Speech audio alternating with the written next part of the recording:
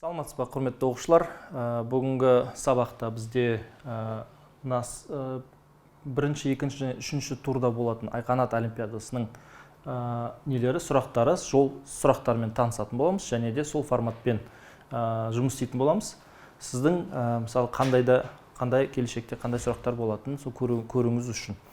Сонымен білесіздер, бірінші және екінші турларда 10 сұрақтан болады. Бірінші турда 10, екінші 10 және үшінші турда 20 сұрақ болады.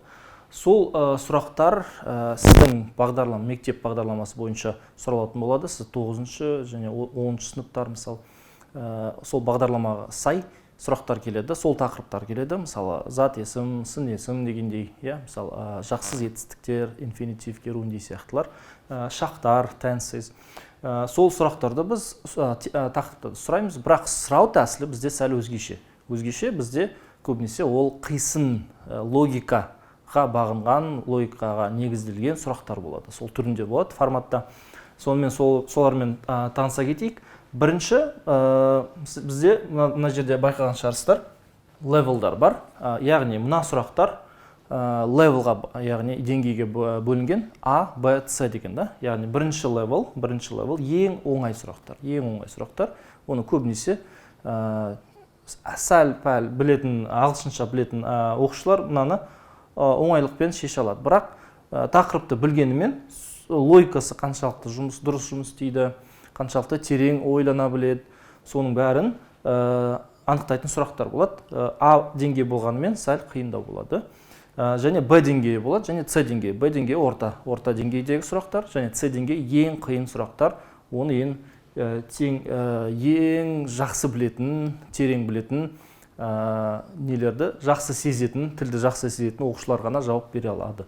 Өйткені сол жерде тақырыпқа байланысты да емес, тек сонымен қатар тағы да не бар? Логика бар.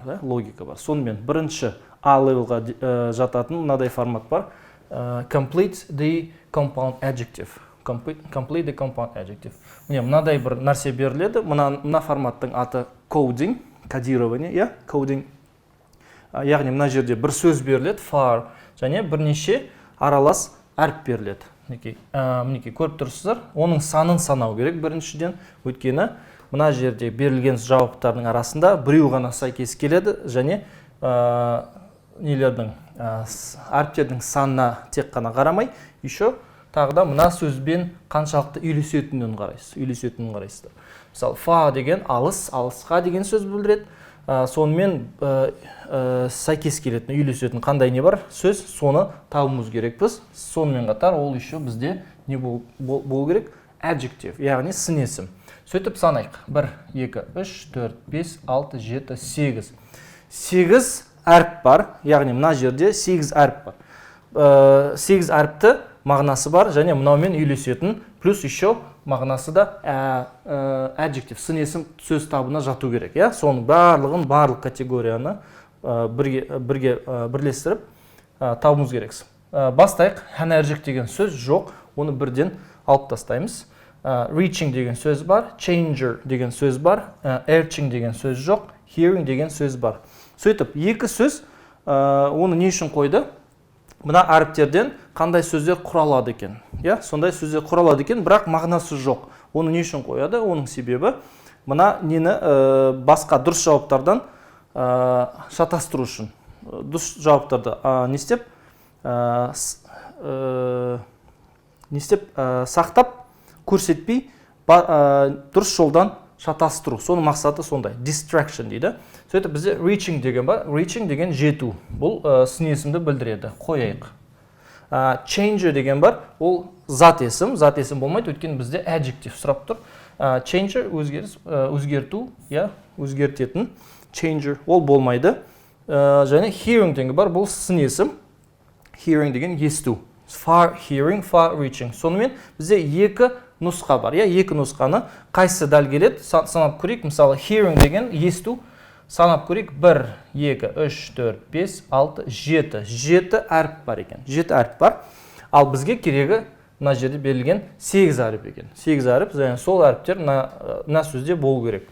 Бұл болмайды, өйткені 7 ақ әріп. бұл болмайды. Мағынасы дәл келгенімен, сәйкес келгенімен және сын есім сөз табына жататына қарамастан бұл бізге болмайды, келмейді. Соңында қалған Б варианты, Б нұсқасы reaching деген демек сол келеді. Өйткені оның саны дәл. 1, 2, 3, 4, 5, 6, 7, 8. 8 әріп, мына жерде берілген 8 әріп. Олар дұрыс ретімен қойғанда reaching деген сөз келеді, және мына reaching деген сөз fa деген сөзбен үйлеседі, және де біздің тапсырмамызға да сай. Тапсырма бойынша бізде adjective керек. Reaching деген ол болса adjective. Екінші сұрақ complete the definition. Complete the definition. Мына жерде бұл форматтың аты дефиниция, яғни анықтау, анықтамада мына берілген сөздің анықтамасын табыңыз дейді. Сізге бір сөз беріледі, мысалы abstract nouns, мына жерде abstract nouns деген бұл зат есімдерді, абстрактілі ұғымдар, абстрактілі зат есімдер. Refer to мағынасы қандай? Мына жерден берілген жауаптардан дәл келетін, мынаны анықтайтын анықтамасын таба аламыз. Бұның аты дефиниция. Немесе бұлардың орындарында ауыстыруға болады. Мысалы, мына жерде дефиниция береді, мына жерде definition, және бұл қандай сөзге сәйкес келеді, нені анықтап отыр. Нені анықтап отыр, соны біз табуымыз керекпіз. Мына жерде сонда абстрактылы, мысалы abstract nouns, common nouns, proper nouns, uncountable nouns, countable nouns деп кете береді. Мына жерде или collective nouns десе, соның бәрін біз арасынан мысалы абстрактілі ұғым табамыз. Қазіргі неде мына сұрақта сәл керісінше наоборот сұрап тұр. Абстракт ұғым деген не, абстракт зат есім деген не, оның дефинициясын табамыз. Енді бәрін оқып шыққанда бізде біреуін ғана табамыз. Бұл мынау болады. Things, ideas, qualities or conditions that have no physical reality. Яғни абстрактілі ұғым ол біздің адамның 5 сезімде да, сезімдер мысалы тысында сезілетін ұғымдар. Мысалы көре алмаймыз, ести алмаймыз, иісін біле алмаймыз, дәмін тата алмаймыз, немесе ұстай алмаймыз. 5 сезімнің тысында сезілетін ұғымдар, немесе зат есімдер, неде болса, мысалы идеялар, мысалы qualities, things, олардың барлығы абстрактілі ұғым дейді. Абстрактілі зат есімдер. Мысалы махаббат ұстай алмаймыз, көре алмаймыз, бірақ ішімізбен сезе аламыз, сезе аламыз. Мысалы, немесе өтірік айтып тұрған адамды сезе аламыз, шындықты айтып тұрған адамды сезе аламыз. Қалай? Есту арқылы емес, иісінен емес, көзімен емес, ұстап көріп те емес. Оны біз ішіміздегі 6-шы сезім бар, сол арқылы сезе аламыз. Оларды абстрактілі ұғым, және соған дәл келетін дефиниция дәл осы. No physical reality, яғни физикалық тұрғыдан сезімге берілмейтін, сезілмейтін ұғымдар дейді. Сөйтіп, мына форматтың аты дефиниция, бұл да шығады. Келесі, үшінші формат таблица дейді. Таблицаны толтыру. Мінеке, мына жерде таблицаны толтыру керек. Сіз көріп тұрсыз, мына жерде adjective деген тақырып, adjectives, degrees of adjective, яғни шырайлар, сын есімнің шырайлары. Осы шырай және нақ осы шырайда, или жай шырай дейді, мысалы салыстырмалы шырай және күшейтпелі шырай. Simple degree, comparative degree and superlative degree деп үшке бөлінеді. Оны біз қалай білеміз? Қалай көрдік? Мына жерінен. Мысалы, берілген аналогиялар, берілген дұрыс жауаптарына қарай уже біле аламыз. Мына бірінші столбик жай шырай, екінші столбик more деген сөз және r деген жалғаудан біз біле аламыз, бұл салыстырмалы екенін. Және est, мына жерде est деген жалғаулардан біз уже не екенін білеміз? Күшейтпелі шырай екенін білеміз. Демек, мына столбик күшейтпелі шырайлар, мына столбик салыстырмалы, мынау болса жай шырай, simple degrees. Сөйтіп, қалай шешу керек? Мына таблица сияқты толтыру нелерін, форматтарын просто жаза саламыз да, одан кейін берілген комбинацияларды, дұрыс комбинация ретін табамыз да, соны белгілейміз. White деп тұр, ақ, ағырақ, whiter болады, whiter. Terrible, more terrible, күшейтпелі шырай, most terrible. Dirtier, dirtiest, демек оның жай шырайы, жай ғана dirty. Не деген сөз? Значит, бір деген сөзде white бол керек, 2 деген санда most terrible, және 3 санда dirty деген сөз бол керек. Яғни white, most terrible, dirty.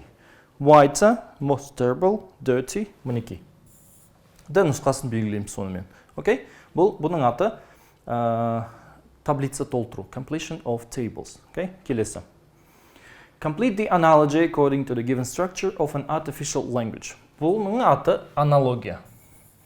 Бұл жерде аналогия және кодинг те келеді, кодирование. Мына жерде жасырын түрінде берілген бір сөз бар, құпия сөз, соны табуымыз керек. Аналогия берілген, аналогия деген үлгі. Үлгіге қарап, біз дұрыс жауапты табуымыз керек. Мына жерде дұрыс жауап не екен? Қандай сөз не істелген? Соны табуымыз керек. Так, енді мына жерде жауаптарына да қарасақ, ешқандай мағына жоқ. Мына сөздерге қарасақ, ешқандай мағына жоқ. Өйткені бұл не екен? Бұл artificial language, яғни не? Ойдан шығарылған тіл.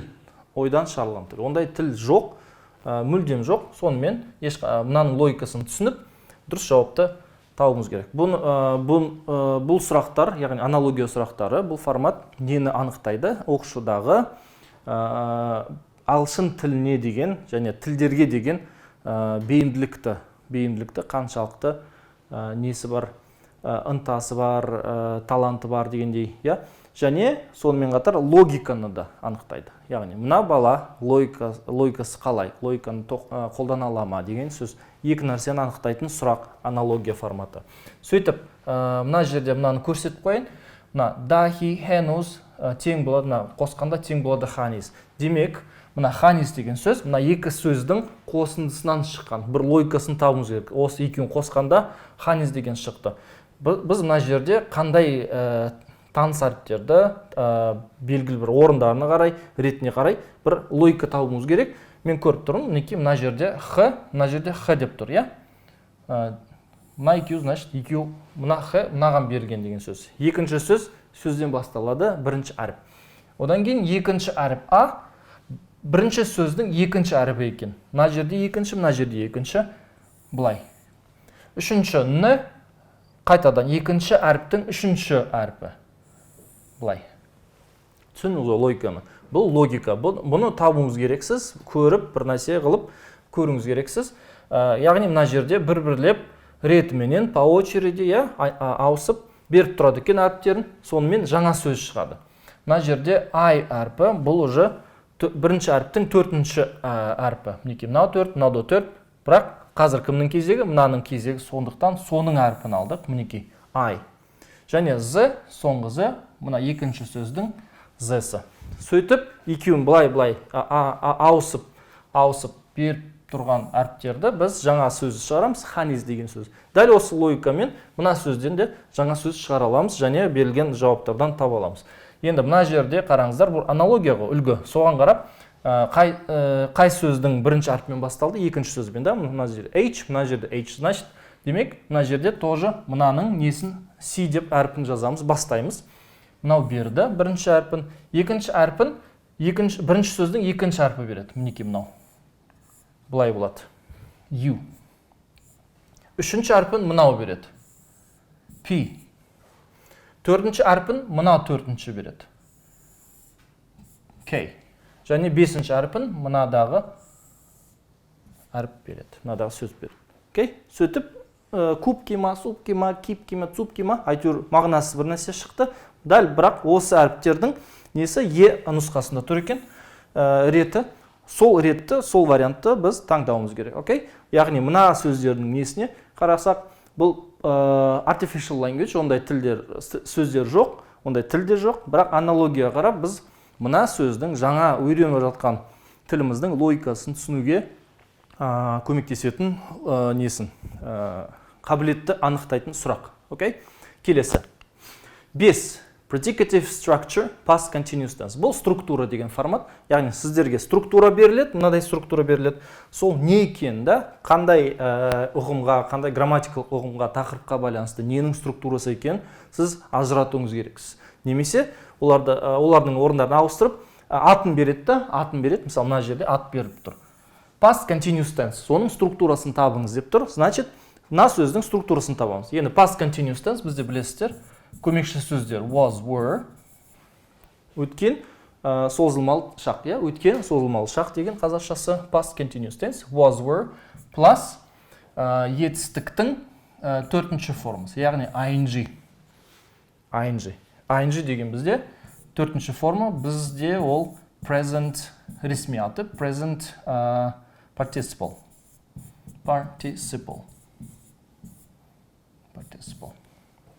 Okay?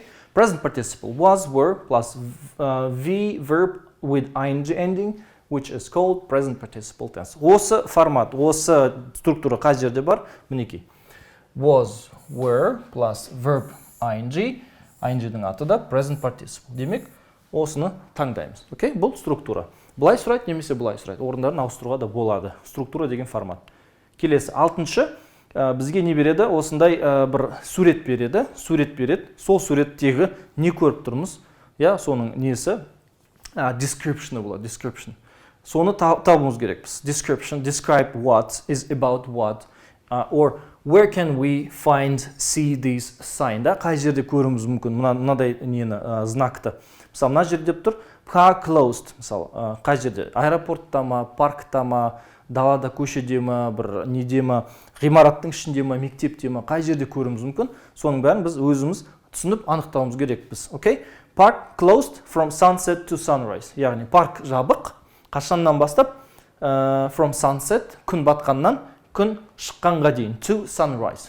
Sunset to sunrise. Да? Яғни түнімен деген сөз. Кешке батады, кешке жабылады, түнімен жабық, таңертең қайтадан ашылады. Таңертең адамдар қайтадан кіре алады екен сол паркқа. Бұл ненің знактың мағынасы сол.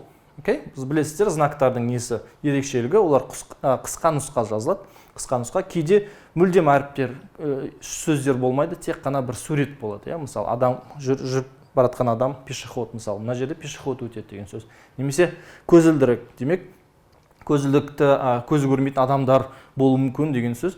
Соны айтатын, көрсететін нелер, знактар болады. Сөйтіп қараңыздар, мына жерде сурет беріледі, немесе басқа мүлдем бір нәрсе болып жататын сурет беріледі, соны не істейсіз? Анықтайсыздар, соны анықтайсыздар. Немесе наоборот, сізге мынадай береді, сөздер береді, мына сөзді береді, соны анықтайтын, көрсететін знакты табыңыз дейді. Сонда мына жерде түсіндірілген нәрсені сіз знактар арқылы, мына жерде А, Б, С, Д, Е деген осындай знактар болады, соны табуыңыз керек боласыз. Мына жерде наоборот, енді біріншіден сурет беріп тұр, суретте не бейнеленген, соны түсіндіріп беріңіздер. Мына жерде бізде бейнеленген мынау.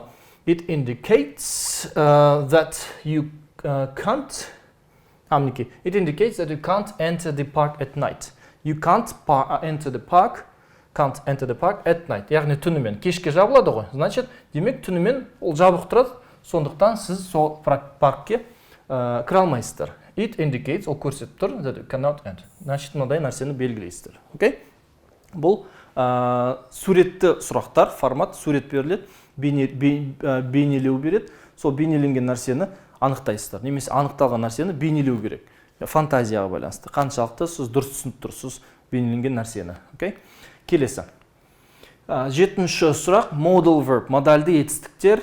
Енді модальды емес, бұл жерде бізде парафраза дейді, paraphrase, да? Мысалы, бізде бір сөйлем беріледі, мына жерде I'm sure they're at home by now. Просто модаль етістік ол тақырып, кез келген тақырып болуы мүмкін.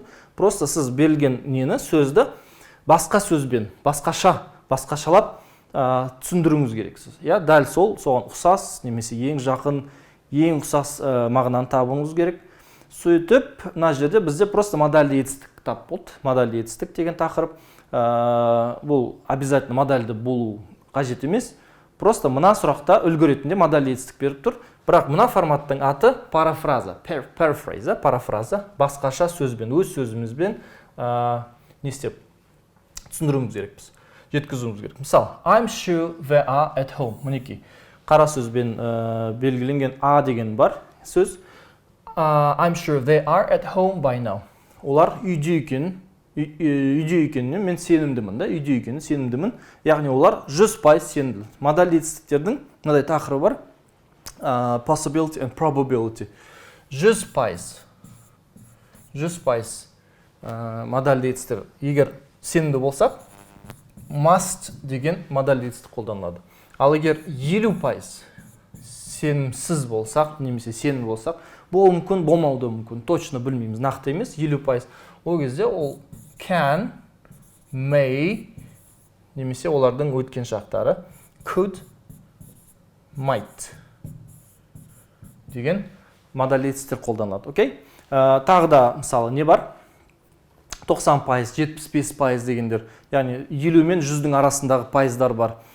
Соларды белгілейтін модалитеттер бар. Possibility, probability деген тақырыпқа байланысты. Бұл жерде как раз соны сұрап тұр. Яғни мына жерде I'm sure деп тұр ғой, I'm sure. Сенімдімін, я уверен деп тұр. I'm sure they are at home. Демек, бұл мәлімет 100% сенімділікпен айтылады. Бұл жерде біз не істейміз? Сенімділікті, яғни must деген модалитетті табуымыз керек. Ол болса бізде D нұсқасында тұр екен. They must be at home by now деп тұр. They must be at home by now. Қазір олар үйде болар, да? Должно быть, они дома деген сөз орысшасы. Келесі. 8-ші сұрақта бізде не беріліп тұр? Matching деген. Бұл форматтың аты matching, яғни сәйкестендіру. Мынаны мынаумен сәйкестендіресің, мынаумен сәйкестендіресің, мынаны мынаумен сәйкестендіресің. Сонда берілген комбинация дұрыс болушы. Мынаумен бірінші орында мына комбинация, екінші мынау, үшінші мынау болады. Ретіменен де бір-біріне сәйкес болу керек. Біреу сәйкес келмесе, демек екіншісі, мысалы, бірімен аны дик сәйкес емес. Демек, олар қате болса, автоматически түрде, автоматтық түрде екіншісі де қате болып шығады. Бұл өте күрделі және қиын сұрақ, өйткені бір қатеден екінші қате кетеді автоматически. Өйткені біз мынаны дәл таппадық па, демек екіншісі де дұрысын да таппадық деген сөз. Ол жақтырдан тоже ауысып кеткен, дұрыс емес орындар. Сөйтіп, мына жерде match the phrases with appropriate prepositions, бұл тақырып prepositions деген көмекші есімдер, предлогтар. Мына предлогтар дұрыс қоюымыз керек. They were sitting at the table eating dinner. At, мына жерге қоямыз. It's a nice seaside town in the south of England. In, мінекей A нұсқасы, мына жерге in деген қоямыз, және мына жерге on деп қоямыз. Өткен соңғы қалды. On Mondays, we always go for a walk. Go for a walk, мына жерге болса, on деген предлог, яғни көмекші есім қоямыз. Сөйтіп, бізге не болушы, қандай комбинация шықты? Бір C. 1C, 2A. 2A. 2A. And 3B деген комбинация шығады. Мына комбинацияны іздейміз. Әуелі мына шешеміз мына жерден, қойып қоямыз, қойып көреміз, қандай дұрыс па, дұрыс емес па, біздің ойымызша. Одан кейін былай жазамыз да, осы комбинация іздейміз. CAB деген CAB, ол E нұсқасында тұр екен. Мынаны белгілейміз. Окей? Келесі 9-шы сұрақ, identify the marked word in the sentence. Бұл жерде identification деген формат. Бізге бір сөз беріледі. Мысалы, бұл жердегі сөз packed. Бұл қай сөз табына жатады, қандай категория, грамматикалық қандай ұғымға жатады деген, қай тақырыпқа жатады, соның, немесе оның атын табамыз. Табыңыз десе, бұны identification дейді, идентификация. Түсініңіз ғой? Яғни оның атын анықтаймыз, затын атын анықтау керек. All the things packed, we called a taxi. Бүкіл заттарымызды жинап алып, не істедік? Called a taxi. Такси шақырттық. Такси шақырттық, бүкіл заттарымызды жинап, дайындап отырмыз. Бұл packed деген, бұл шақ емес. Өйткені бұл мынаның несі жоқ. Бұл жерде есімдігі жоқ. Мысалы, I packed, we packed деген жоқ. Сразу, all the things packed. Демек, бұл шақ емес. Бұл өткен шақ емес, past simple емес. Бұл басқа нәрсе. Бұл болса, бұл жерде past participle tense. Бұл past participle tense. Өткен білесіздер, ол past participle tense-тің несі? Бұл жақсыз етістік, есімше, көсімше деген тақырып. Есімше, көсімше. Сол есімшені табамыз, есімше, мінекей. Таптық и сразу же белгілейміз. Бұл present participle ing, infinitive to деген частицасы бар. Past simple tense болмайды дедік, өйткені оның несі есімдігі жоқ. Қолданылу сәл басқаша. Және gerundy, ing деген несі бар, жалғауы бар. Бұл да болмайды, өйткені ing да жоқ. Infinitive to да жоқ. Яғни gerundy, infinitive және есімше, көсемше деген participles деген тақырып бар. Жақсы етістіктер, жақсыз етістіктер. Бұл соны сұрайтын сол тақырыпты сұрайтын сұрақ, бірақ сұрау тәсілі identification. Okay? Identification. Ол табуымыз керек. Не екен? Бізге берілген сөйлемде қалай қолданылған, соның бәрін анықтап, өзіміз табуымыз керек. Okay? Келесі сұрақ. 10-шы сұрақ. Read the passage and answer the question. Бұл жерде мәтінмен жұмыс істеу бізде қысқа мәтін беріледі, соны оқып шығып, қандай жауап келеді, қандай сұрақ келеді. Мысалы, мына жерде сұрақ бізде complete this sentence according to the passage. Complete this sentence according to the passage. Яғни сөйлем беріледі, when you have to wear the same clothes as everyone else, bla bla bla. И соның несі, жалғасы как раз неден келеді? Мына тексттен келеді. Мына тексттен келеді. Қай жерде екен, оны жауап беру үшін, конечно же, мұны оқуымыз керек, оқып шығуымыз керек. In many secondary school, кетеді, бұла келеді. И сұраққа нені толықтырамыз, сөйлемді толықтырамыз. Немесе сұрақ келеді. Мынаны айтқан кім, қай жылда болды? Яғни өте қарапайым мәтіндер, өте қысқа мәтіндер, оңай мәтіндер. Бір оқып шыққаннан бірден жауап бере аласыздар. Бұл A деңгей, A деңгей, яғни оңай сұрақтар. Бұның жауабы болса, не болады? When you have to wear, мынау болады. You lose a chance. Ол просто жауабы мен, оқымай-ақ. Просто мен оқып шықтым оның алдында, сондықтан мынаның жауабы Б деп сізге көрсете салайын. Бұл сұрақ әрине келмейді сіздерге, бұл просто үлгі ретінде көрсетіліп тұр. Осындай текст беріледі мәтін, соны қысқа мәтін оқып шығып, дұрыс жауап бересіз. Өте оңай. Level B, яғни екінші орта деңгейдегі сұрақтар. Level B. Бұл деңгейге уже сәл күрделеу тақырыптар келеді. Грамматикалық тұрғыдан да күрделеу тақырыптар келеді. Шақтары болсын, мысалы, мына жерде ырықсыз етіс болсын, герундий инфинитивтер де осыған келеді. Және оның сұрау тәсілі де сәл қиындау, күрделеу болып шығады. Бұл жерде passive voice деген тақырып, ырықсыз етіс. Бұл ырықсыз етісті біз қалай сұрадық? Бірнеше жауап деген. Multiple choice, немесе multiple answer деген формат бар, multiple. Бірнеше жауап мынаған дәл келеді, соның бәрін дұрыс жауаптарды келіп, мынадай комбинация табамыз. Қандай мына сөздердің қайсылары келеді. Көрейік. Some clothes, көпше түрде, some clothes, bla bla bla, from animals' furs. Яғни, жануардың несінен, терісінен жасалған кейбір нелер, заттар, киімдер. Кейбір киімдер жануардың терісінен жасалады екен. Бұл жерде байқау керек нәрсе passive voice. Passive voice, білесіздер, passive voice-тың формуласы B plus V3. Яғни, міндетті түрде B болу керек, және етістік үшінші формада тұру керек. Етістік үшінші формада тұру керек. Бұл пассивтің формуласы. Және біз санына да қараймыз. Жекеше ме, көпше ме? Бізде же some clothes, бұл жерде көпше жазылған. Демек, бірден былай қараймыз да жауаптардан көп жекеше тұрғандарды бірден өшіріп тастаймыз. Мысалы, мынау has been made. Бұл не? Passive voice дұрыс, бірақ жекеше түрде жазылған. Бұл he, she, it-тарға арналған. He, she, it-тарға. Бізде болса they деп тұр. Some clothes, бұл they деген есімдік. They. Сондықтан бұл болмайды, бірден өшіріп тастады. Қалғандар болады екен. Are, have, и так далее. Бұл бәрі көпше, бірақ кейбіреулері passive емес, active voice. Active voice. Негізгі етіс. Бізге негізгі емес, бізге ырықсыз етіс керек. Ырықсыз етіс, passive voice. Сөйтіп, are made, some clothes are made from animals, бұл болады. Have made, бұл болады, бірақ бұл ырықты, яғни негізгі етіс деп тұр.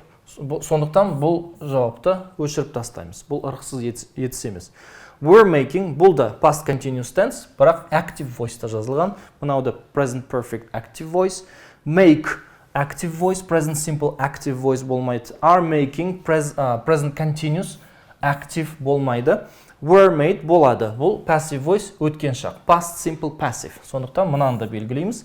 Made, past simple, бірақ active. Бұны да өшіріп тастаймыз. 8, оның алдында да өшіріп тастағанбыз. Сөйтіп, мына сұрақта, мына сөйлемге дәл келетін passive voice және санына қарай көпше түрде сай келетін екі-ақ жауап бар.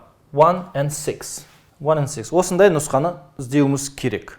Бұл нұсқа 1 мен 6, мінекей, 1 and 6 B нұсқасында тұр екен. B нұсқасында.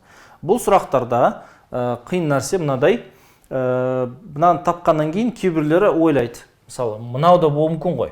Мысалы, бір сан артық болса, ол уже дұрыс емес, немесе бір сан кем болса, ол да дұрыс емес. Мысалы, 1 мен 5 деп тұр. 1 бар, да, мына дұрыс, бірақ 5 дұрыс емес. Көрейік, 5-те бізде are making present continuous active тұр, ол болмайды. Сондықтан мынадай нәрсені белгілемейміз. Немесе E нұсқасын қарайық. 1 бар, 6 бар, бірақ соған еще 8-ді қосып жіберген. 8. Ойлап қалуымыз мүмкін, да? Оқушылар ойлап қалуы мүмкін. Так, 1, 6 точно бар, 8-ді болуы мүмкін ғой деп, бір күмән туындауы мүмкін. Сондықтан сіз оны белгілемейсіздер. 8 бізде өйткені has been made passive voice болғанымен, бұл some clothes деген they есімдігімен үйлеспейді. Өйткені бұл жекеше түрде has. Have болса болатын еді. Have been made болатын еді.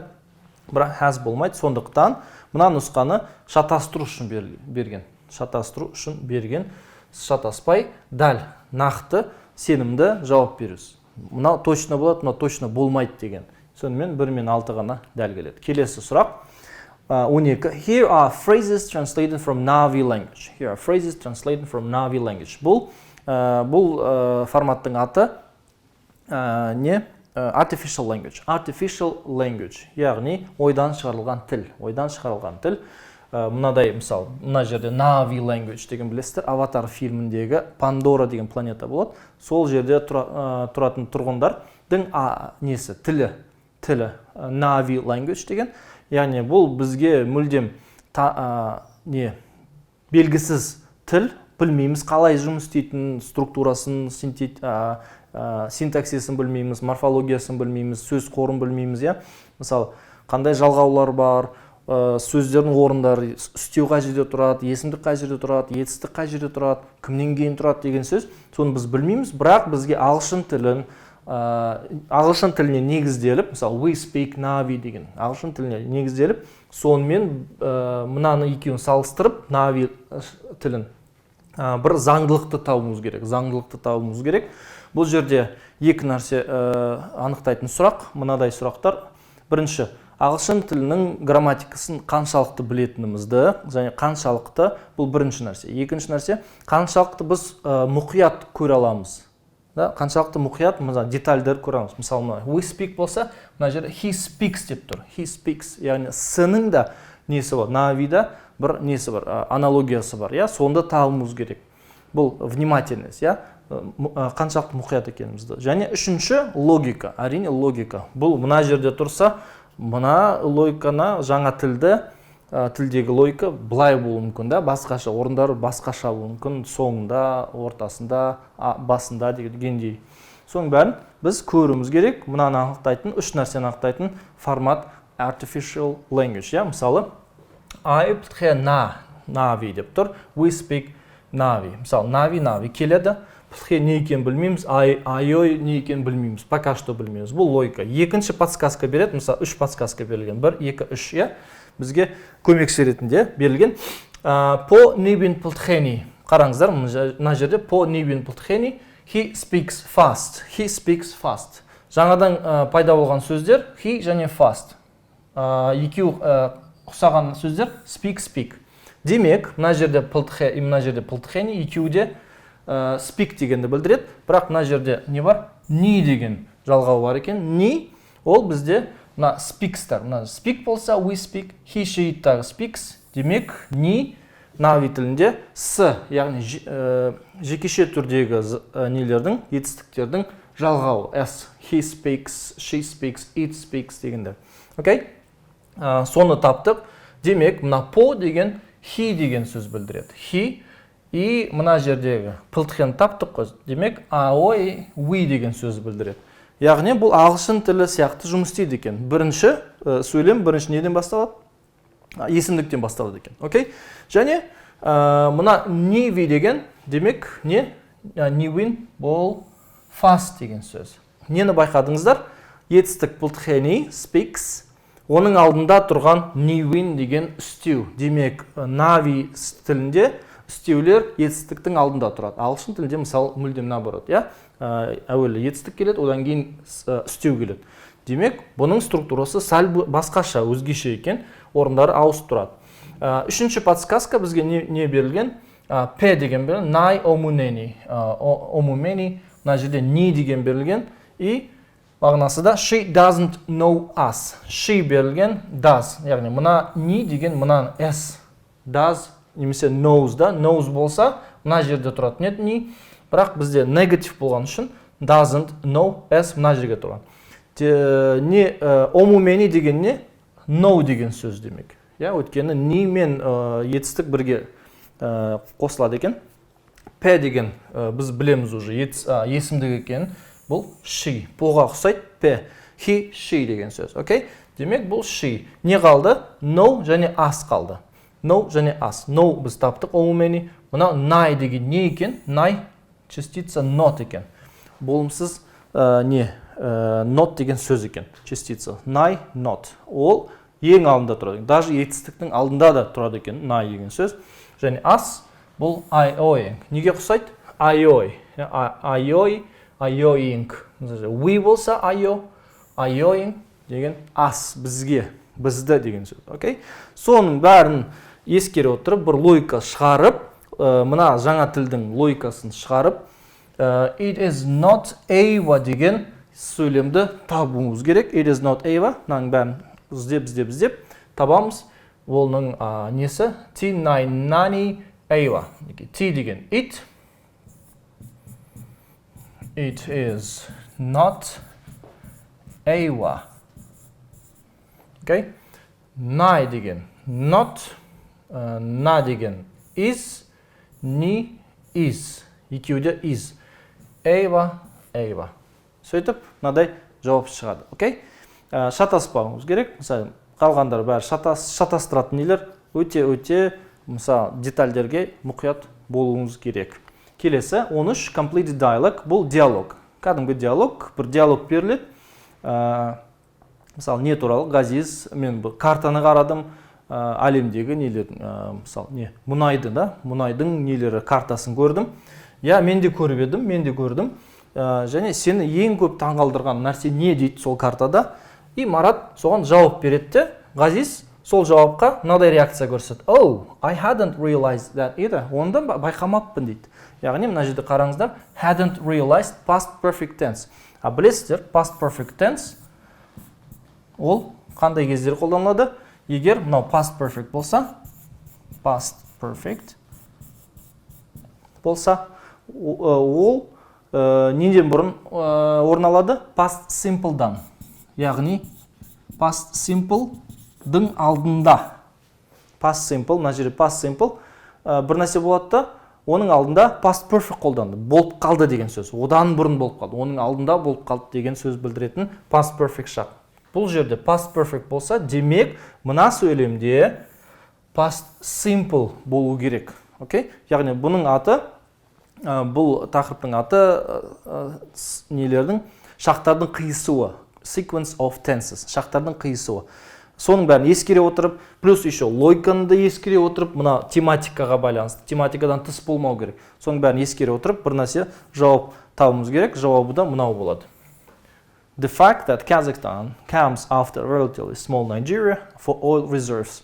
Солай ма? Кішкентай Нигерияның кішкентай болғанымен территориясы, оказывается, нелері мұнай, оказывается, одан бізден де көп екен, Қазақстаннан да көп.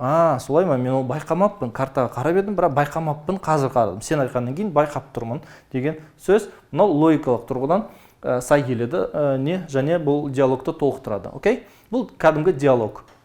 14 phrasal verb meaning to have harmonious or friendly relation. Have harmonious or friendly relation.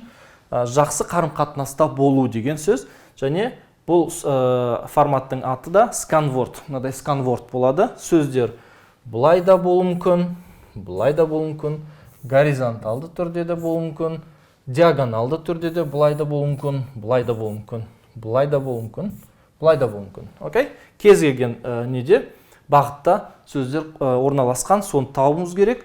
Бұның аты сканворд, и және біз мына сканворд арқылы не сұрадық? Фразалық етістіктерді сұрадық. Фразалық етістіктер. Яғни have a harmonious or friendly relationship. бізде не берілген жауаптарда get on with мынау болады, get on with.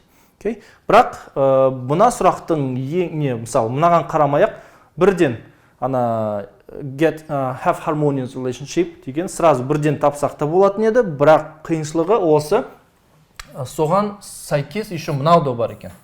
Get along, да, екі жауап бар. И қиындығы да сол, екеуде синоним болғанымен have harmonious relationship, friendly relationship, екеуде дәл келеді, жақсы қарым-қатынаста болу, бірақ біреуі ғана мына сканвордта жасырылған. Да, біреуі ғана, екіншісі жоқ. Демек, бұны екіншіден табуымыз керек, көп уақыт алады. Okay? Мысалы, get on with, мінекей, мына жерде берілген, get on with дегендей, соны тапқаннан кейін ғана мынаны белгілеуіміз керек. Okay? Мынаны белгілесек, get along, ол қате болып шығады, өйткені мына get along мына жерде берілмеген, ол жоқ. Okay? Ол жоқ, сол әдейі жасалған нәрсе, просто так, мынаны оқымай-ақ белгілегенді не істеу үшін, болдырмау үшін. Келесі.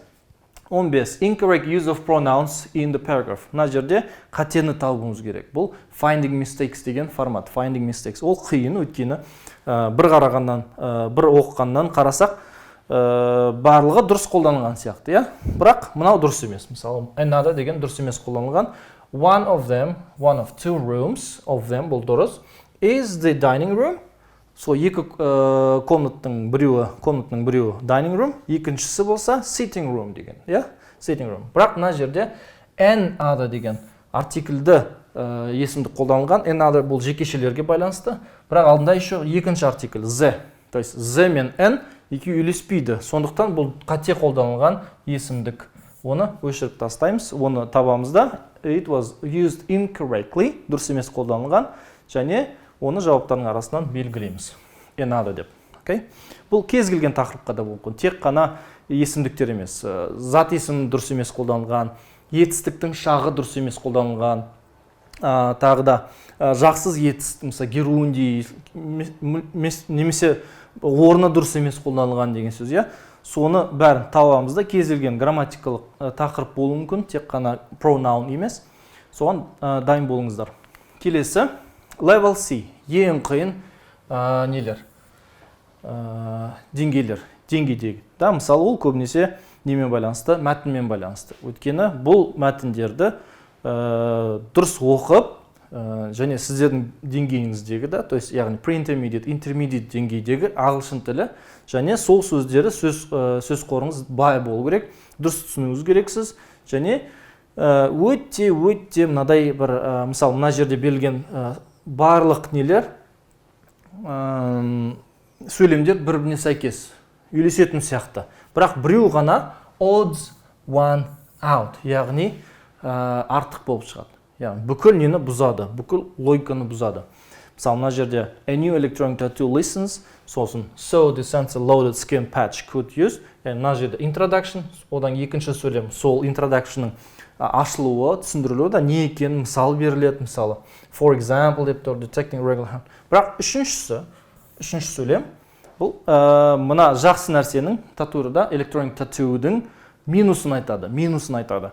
Tattoo are controversial issue as some people state they harm the body because of the chemicals they include. Яғни мына жерде наоборот минусты айтып тұрды. Келесі сөйлем 4 қайтадан плюстарды айтып тұрады. Плюстарды тізелеп айтып тұрады. Мысалы, тізеп мына жерде тоже плюстарды айтады. Қай жерде қолдануға болады? Мысалы, видео ойындарда да қолдануға болады екен. Ойын ойнағанда voice control, дауыспен контролировать етуге болады екен, сол татуировканы қолдана отырып. Яғни 3 бізде сәл немізді бұзып тұр. Общий нені, общий көріністі бұзып тұр, общий логиканы бұзып тұр. Өйткені барлығы дұрыс келеді, мынау бұрыс нәрсені, қате нәрсені, немесе негатив нәрсені айтып тұр. Сондай нәрсеге дайын болуымыз керекпіз. Бұл тек қана 3 емес, 2 де болуы мүмкін, соңғы сөйлемде болуы мүмкін, бірінші сөйлемде болуы мүмкін. Бірінші сөйлем, мысалы, бірден бұны байқау енді қиын, потому что бірінші сөйлем болғаннан кейін сіз бірден ойлайсыз, мынау екен ғой тақырып, одан кейін екінші, үшінші тақырыптар басқа нәрсені айтып тұрады да, сіз сонда ұмытып қаласыз. Бірінші сөйлем тоже примерно сол татуировкалар туралы еді ғой. Бірақ бұл жерде негатив болып тұр, қалғанның бәрі позитив. Сонда сіз бірді де не істеуіңіз керек боласыз. Немесе басқа нәрсе айтып тұр. Мысалы, татуировканың басқа бір несі, басқа бір жағын айтып тұр да. Мысалы, басқа бір жағын айтып тұр, историясын айтып кетті, мысалы, басқа мүлдем барса. Бұл сонда не болады? Odd one out сөйлем болады. Odd one out сөйлем. Мына сөйлемдердің арасынан артық болып шығады. Келесі 17. Бұның аты jumbled letters. Jumbled letters форматы. Jumbled деген араласып кеткен нелер, сөздер, әріптер. Бұл жерде қараңыздар, the cleverest animal. Біз бұл жердің логикасы бұл. Бірінші және соңыншы әріптер орында тұр, бірақ арасындағы нелер, әріптер араласып кеткен. Бұл да сондай. A мен L орында, ортадағы әріптер араласып кеткен. Бірақ біз бұны оқи аламыз. Біз бұны оқи аламыз, өйткені біздің миымыздың істеуі осы тәсілде. Біз сөздерді бір-бірлеп оқымаймыз, бір әріптеп оқымаймыз. Сөзбен оқимыз, түгел сөзбен оқимыз. The cleverest animal. Бұл, қараңыздар, бұл жерде мысалы қысқа ғой, қысқа сөз. 1 мен 2, 3 соңғы әріптер орында тұр. Арасындағы әріп тек қана біреу ғана. Сондықтан бұл араласпайды. Z әрқашанда Z болып қалады, артикль, окей? Өйткені араласатын нәрсе жоқ. Мысалы, деген артикль бар, ол мүлдем араласпайды. He деген араласпайды. Түсініңіз ғой? Ұзын сөздер араласады. Бұны дұрыс оқудың несі қандай? Себебі бұл сөздерді хотя бы бір рет өмірімізде көріп оқып шығуымызға байланысты. Окей? Мысалы, мына сөзді көрсек, мысалы, мынаны people екен, білден түсінеміз. Мысалы, believe деген сөзді көрсек, believe деген бірден түсініп қоямыз, оқимыз, еш қиналмай. Ал егер білмей тұрсақ, мысалы, people деген сөзді мүлдем естімегеніміз, көрмегенімізде, сол үшін мына сөзді оқуда біз қиналамыз. Түсініңіз ғой? Бұл нені анықтайтын сұрақ? Бұл формат адамның қаншалықты көп оқығанын анықтайды. Көп оқыған және оқу несін, жылдамдығын, скорочтение, reading pace. Және үшінші сөз қорын. Сөз қоры қаншалықты бай екен, соны анықтайтын сұрақ форматы. Окей? То есть сөз қорыңыз бай болса, мына сөздің барлығын білетін болсаңыз, 9-10 сыныптағы сыныптың деңгейінде, онда мына мәтіндерді өте оңай, орташа деңгейдегі мәтіндер мүлдем қиналмай оқып шығасыздар. Соңында мынаны оқығаннан кейін, мысалы, for many years people believed that the cleverest animal after man were chimpanzees. Now, however, there is a proof. Анау кетеді. Соңында мынаның бәрін оқығаннан кейін жауаптар келеді. Жауаптар, why is a third language necessary if man wants to talk to dolphins? Дельфиндер туралы да, дельфиндермен, өйткені дельфиндер адамдардың несін сөйлегенін естімейді екен, ести алмайды екен. Адамдардың дауыс шығарғанын ести алмайды. Сондықтан дельфиндер мен адамдардың арасындағы байланыс сөзі үшінші тіл болу керек. Third language, окей? Бұл туралы мәлімет мына жерде берілген. Окей? Бұны енді мына мәтін шықпайды әрине. Просто бір үлгі ретінде берілген нәрсе. Окей? Бұл jumbled letters деген формат. 18. Read the statements and answer the question. Бұл жерде логика бар. Логика бұл қаншалықты дұрыс түсінесіз. Мысалы, тапсырманы қаншалықты дұрыс түсінесіз, берілген бір сипаттаманы қаншалықты дұрыс түсіндіңіз. Және сол жерден қандай тұжырымдама жасай аласыздар. Тұжырым жасай аласыздар. Соны белгілейтін, анықтайтын сұрақ. Логика және логика байланысты. Логикалығыңыз дұрыс істемей ме? Бұл өте маңызды. Ағылшын тілін үйренгенде логика әрине қажет. Мына жерде Абай, Виталий, Самат және Дамир. Бұлай жазамыз. Абай, Виталий, Самат және Дамир. Отыр, 4 дос не туралы әңгімелесіп, актер және актрисалар, жақсы көретін актер және актрисалар туралы жақсы көреді екен. Сондағы актерлардың аттары Уилл Смит, Роберт Дауни Джуниор, Брэд Питт and Райан Рейнольдс. Актрисалардың аттары Анджелина Джоли, Джессика Алба, Натали Портман and Энн Хатуэй деген актерлар. Енді кім ұнайды, сонда бірнеше подсказка беріледі, да, бірнеше подсказка. Соны мына жерге толтырасыздар, мынадай тізімге немесе таблицаға толтырасыздар да, и керекті нені тұжырымдаманы шығара аласыздар, логиканы қолдана отырып. Мысалы, бірінші подсказка. The one who likes Natalie Portman also likes Brad Pitt.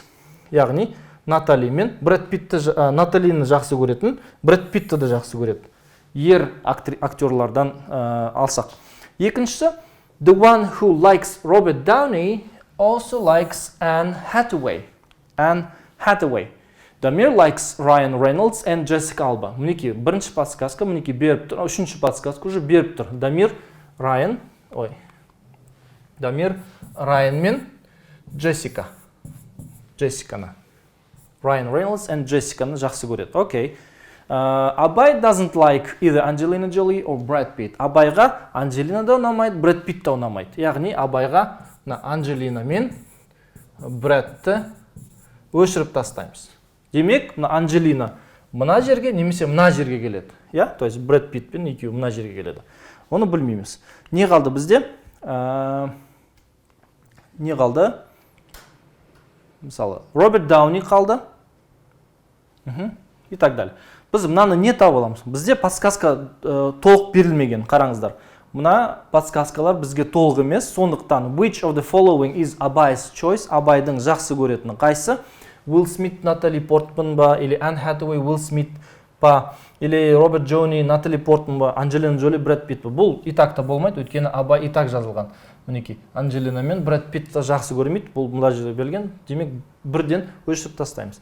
Біз мына қалған нелерді анықтай алмаймыз, өйткені мынау жеткіліксіз, берілген мәлімет жеткіліксіз болып тұр. Сондықтан біз мына жауапты белгілейміз. None of this, немесе cannot be determined, да, анықтай алмайды деген сөз.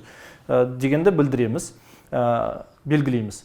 Бұның аты логикалық тұрғыдан, да, бұл logical inference дейді. Logical inference деген сөз. Inference деген формат. Және unjumbled sentences, бұл unjumbled деген jumbled letters болды. Бұл jumbled sentences, яғни параграфтағы сөйлемдердің орындары ауысып кеткен, енді қисынды жолмен қойымыз керек. Қисынды жолмен неден басталады, одан кейін логикалық тұрғыдан қайсы екінші келу керек, ананың жалғасы ретінде, ананың жалғасы үшінші және соңғы сөйлем заключение, conclusion болу керек. Сондай нәрсені табуымыз керек. Енді бұл жерде оңай просто үлгі берілгеннен кейін, бұлардың реті дұрыс берілген. Шарлотта Бронтес Jane Eyre is a classical 19th century novel. It describes a love. Бұл екіншіде бір махаббат туралы кімнің арасында, Jane Eyre және Рочестер арасында. Соңында олар екеуі үйленеді деп тұр. Бұл логически неден, және соңғы төртінші сөйлем. Бұл не туралы, жалпы бұл не роман не туралы еді, не үшін күрескен мына Джейн, не үшін күрескен, independence үшін күрескен, иә? Сондықтан 1, 2, 3, 4 дегенді не істейсіз? Мына сөйлемде, мынау болады. Бірақ кейбірлерде, мысалы, 4 бірінші болу керек, екінші, мысалы, үшінші, немесе бірінші сөйлем екінші болып келеді, үшінші, төртінші, үште, 3, 4-ке аңыз. То есть орындарын ауыстырасыздар, соның бәрін тауып, логикалық қисынды жолын ретін тауып, өз ойынша. Соны белгілеуіңіз керексіздер мына жердегі нелерден, жауаптардан. Және соңғы формат бұл диаграмма. Диаграмма, яғни бір бейне беріледі, сол бейнеде не көріп тұрсыздар, соны анализ жасайсыздар, анализ жасап, өз тұжырымыңды жасайсыз. Inferences, okay? Analysis деген формат. Analysis, мінекей. Analyze. Бұл жерде мысалы донорлар мен нелер реципиенттер арқылы арасындағы қарым-қатынас не арқылы қан группасы арқылы. Мысалы 0, А, Б деген группалар бар, 4 группа. 0 барлық адамзаттың 45%-ында 0 группасы екен, 0-ші группа. 40%-ында А группасы екен, қанның группасы, және 11%-ында Б, және 4% АБ деген сөз. Бірақ АБ тек қана өзіне ғана бере алады, донор болады АБ-ге. Қалғандары бере алмайды.